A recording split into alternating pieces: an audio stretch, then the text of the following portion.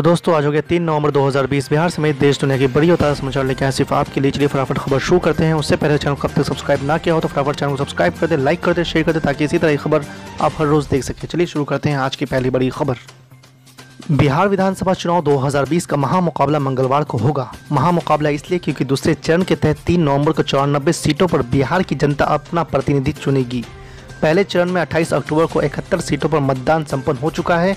इस तरह मंगलवार को होने वाले मतदान के साथ ही 243 सदस्य बिहार विधानसभा के लिए 165 सीटों पर चुनाव लड़ने वाले प्रतिनिधियों की किस्मत भी ईवीएम में कैद हो जाएगी। दूसरे चरण में 2,86,11,164 मतदाता अपने मत का इस्तेमाल करेंगे। आम चुनाव के दूसरे चरण में 17 जिलों के 94 सीटों के लिए कड़ी सुरक्षा के बीच मंगलवार को मतदान होगा। इस चरण के चुनाव को लेकर सोमवार की शाम से ही सुरक्षा बलों और मतदान कर्मियों की टीम को बूथों के लिए रवाना कर दिया गया है।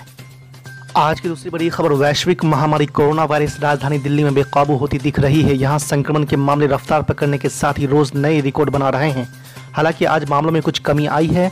सोमवार को दिल्ली में कोरोना के 4000 से अधिक नए मामले सामने आने के बाद संक्रमण का कुल आंकड़ा 4 लाख के करीब पहुंच गया है, जबकि मृतकों की संख्या भी बढ़कर 6600 से अधिक हो गई है।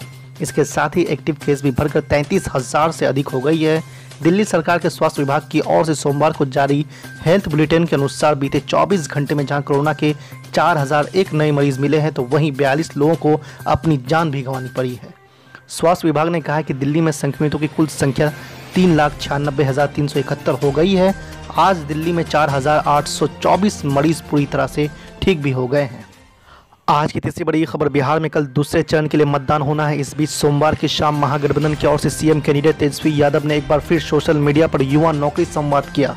संवाद में 10 लाख नौकरियों के वादे को दोहराते हुए तेजस्वी यादव ने कहा है कि नीति आयोग की रैंकिंग में बिहार सबसे नीचे स्तर पर है। बिहार को सुधारने के लिए सभी पदों को भरना होगा। उन्होंने कहा है कि वे नीतीश कुमार पूछते हैं कि पैसा कहां से आएगा। अभी बिहार सरकार अपने बजट का 40% हिस्सा खर्च नहीं कर पाती है, उस राशि का इस्तेमाल किया जाएगा। यदि इस पर भी शक है तो हमारी सरकार बनेगी तो सीएम और विधायकों की सैलरी रोककर नौजवानों को सैलरी देगी। संवाद के दौरान तेजस्वी यादव ने बिहार के नौजवानों से कई वादे किए हैं। इनमें 5 लाख रुपए तक का एजुकेशन लोन माफ करने और प्रदेश की सरकारी नौकरियों में स्थानीय नौजवानों को 85% तक आरक्षण देने का वादा शामिल है। तेजस्वी यादव ने सीएम नीतीश कुमार पर निशाना साधते हुए कहा है कि डबल इंजन की सरकार होते हुए भी बिहार में बेरोजगारी की दर देश में सबसे अधिक 46.6% है। उन्होंने कहा कि लालू जी ने कई बार नीतीश कुमार से बिहार की सरकारी नौकरियों में स्थानीय लोगों को आरक्षण देने की बात कही, लेकिन नीतीश कुमार ने इस पर कोई ध्यान नहीं दिया। इसकी वजह से स्थानीय युवा सरकारी नौकरियों से वंचित रह जाते हैं। चुनाव के बाद यदि महागठबंधन की सरकार बनती है तो बिहार की नौकरियों में 85% आरक्षण स्थानीय युवाओं के लिए होगा। इसके अलावा छात्रों का 5 लाख रुपए तक का एजुकेशन लोन माफ कर दिया जाएगा। आज की चौथी बड़ी खबर। यूपी के सीएम योगी आदित्यनाथ ने बिहार के बगहा में चुनावी जनसभा को संबोधित करते हुए कहा कि कांग्रेस और राजद ने देश को मजबूर बना दिया था। अब पाकिस्तान की संसद में भी भारत का डर दिखता है। योगी आदित्यनाथ ने आतंकवाद के मुद्दे को जोर शोर से उठाते हुए कहा है कि आज भारत को कोई टेढ़ी नजरों से नहीं देख सकता है। भारत के जवानों ने पाकिस्तान में घुसकर आतंकियों को मारा है। हमने विंग कमांडर अभिनंदन को 24 घंटे में वापस कराया। योगी आदित्यनाथ ने कहा कि आज पाकिस्तान की संसद में भी भारत का डर दिख रहा है। उन्होंने कहा कि यदि कोई भारत की ओर देखेगा तो हमारे जवान उनकी आंखें निकाल लेंगे। योगी आदित्यनाथ ने कहा कि कश्मीर में भाजपा के 3 कार्यकर्ताओं की हत्या के बाद घाटी के बहुत बड़े आतंकियों को भारतीय सेना ने मार गिराया। वहीं सीएम योगी आदित्यनाथ ने बगहा की धरती को नमन करते हुए कहा है कि मैं उस जमीन को नमन करता हूं जहां माता सीता ने शरण ली थी। उन्होंने कहा कि देश में 2 ही त्रिवेणी है, पहला प्रयागराज और दूसरा वाल्मीकि नगर। बिहार के लोग सौभाग्यशाली है कि उनका वहां से नाता है जहां रामायण लिखी गई है। आज की 5वीं बड़ी खबर। ऑल इंडिया मजलिस इत्तेहादुल मुस्लिमीन के प्रमुख बैरिस्टर असदुद्दीन अवैसी ने बिहार में चुनावी जनसभा को संबोधित करते हुए एनडीए और महागठबंधन पर जमकर निशाना साधा है।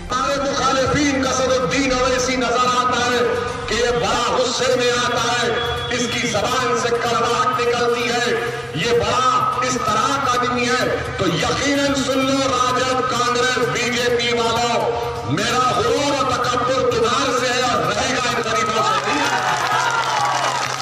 हमारी लड़ाई तुम्हारे से है क्योंकि तुम सत्ता में बैठकर हमारा ये हाल करके रख दिया। मेरे अजीज दोस्तों, बुजुर्गों, मेरी इज्जतदार मां और बहनों, आज आपसे अपील करने आए हैं कि 10 महीने पहले आपने कमरुद्दीन साहब को अपना वोट देकर कामयाब किया। अब दोबारा आप इनको 5 साल के लिए मौका दीजिए। जब 10 महीने में कमरुद्दीन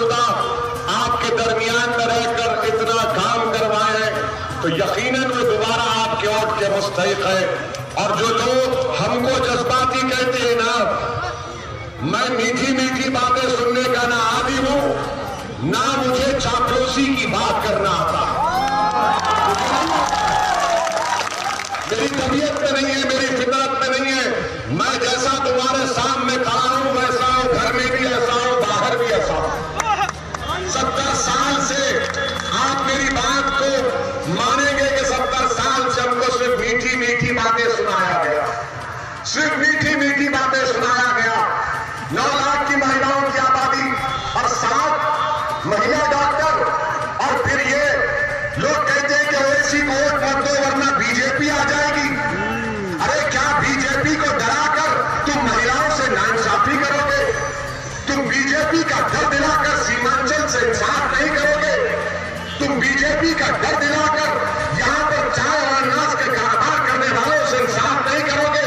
क्या बीजेपी का डर दिलाकर, ओवैसी का डर दिलाकर तुम मक्का की फसल के किसानों से इंसाफ नहीं करोगे?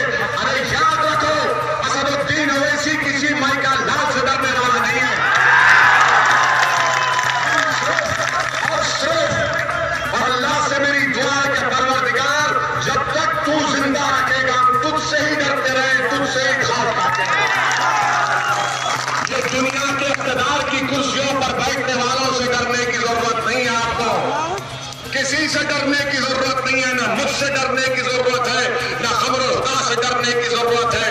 आपका हक बनता कि आप मेरे करीब आकर मेरा हाथ पकड़कर पूछे कि बताओ तुमने हमको आकर कहा था, हमने तुम्हारा साथ दिया, अब तुम काम करोगे या नहीं करोगे?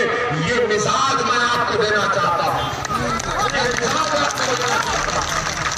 इक़्तिदार किसी के पास नहीं रहा, याद रखो, इक़्तिदार किसी के पास नहीं रहा। बड़े बड़े बादशाहों की खबरें वीरान पड़ी हुई, आज वहां पर कोई देखने वाला नहीं। मगर जो लोग दुनिया में गरीब मजलूमों का काम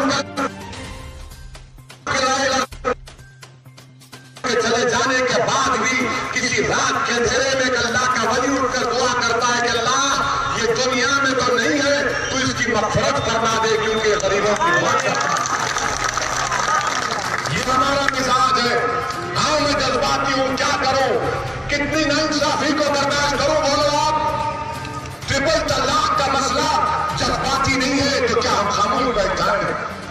CAA NPR NRC का मसला, उस पर क्या करूं बताओ आप? CAA NPR के मसले में हम जज्बाती नहीं है तो क्या करेंगे?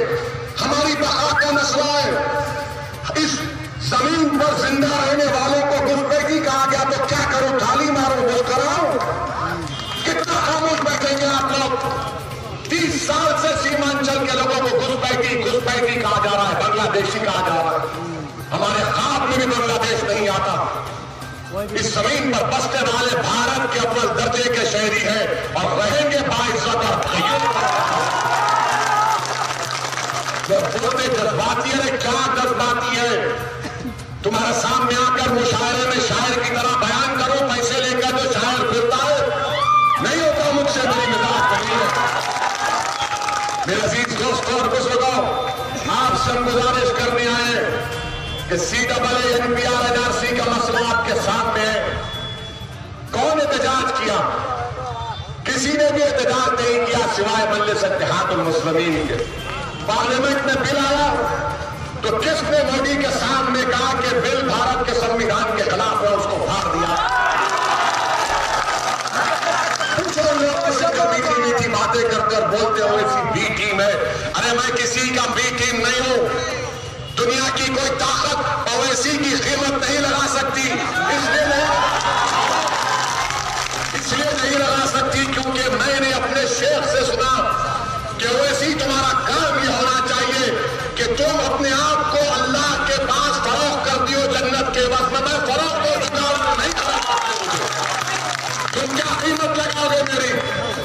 हाँ, लगाओ उन लोगों की कीमत जो अपना ज़मीर बेचना चाहते हैं गरीबों की लाशों के ऊपर। खरीदो उनको जो सीमांचल को हमेशा पसमानदा रखना चाहते हैं। वो बिकने तैयार होगा जो हमारे महिलाओं के सकता। अरे